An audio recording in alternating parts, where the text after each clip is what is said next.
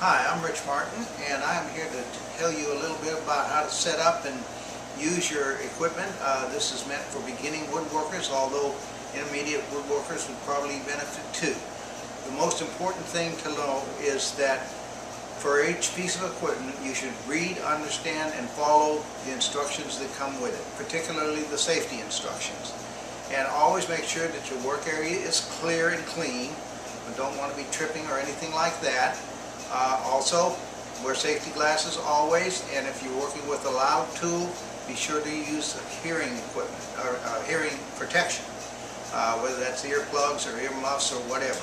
But anyway, we'll go on and we'll start with the table saw in just a moment.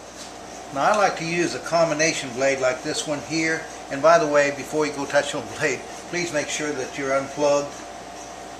No power can get, so nothing can happen and it can't come on. But anyway, this is good for ripping and cross cutting.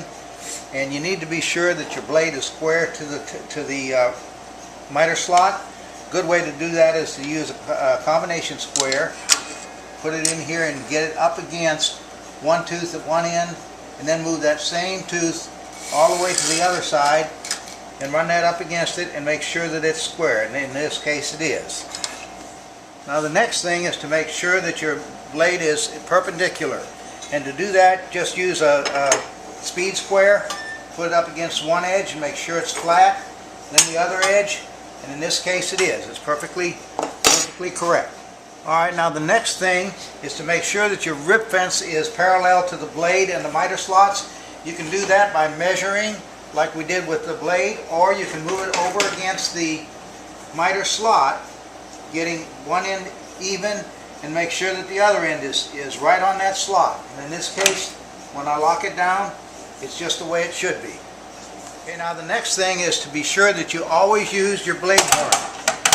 Keep that down at all times. The only time you would not use that would be if you're making a dado cut or a non-through cut.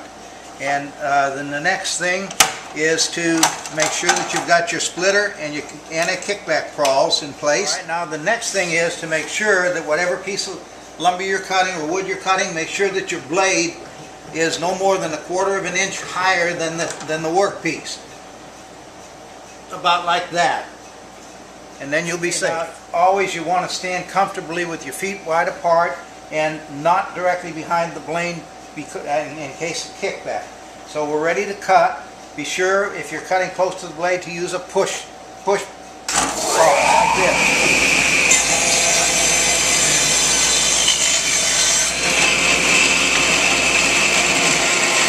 Be sure that the blade comes to a complete stop before you remove your workpiece. And never ever, while the saw is running, reach across the blade. Alright, now when you're using the miter gauge to cut same length pieces, or always use a scrap piece clamped to your fence so that your workpiece is not up against the fence, so that doesn't bind and kick back at you. So that's one more thing. You'll notice that I have a screw down hold down clamp. That way I don't have to get my hand in there anywhere near the saw. Just let the clamp do the work for me.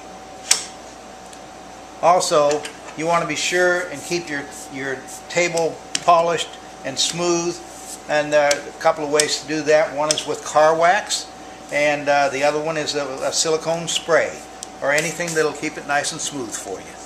Alright, anytime that you're going to make a narrow cut, it's best to remove the table insert and replace it with a zero clearance insert.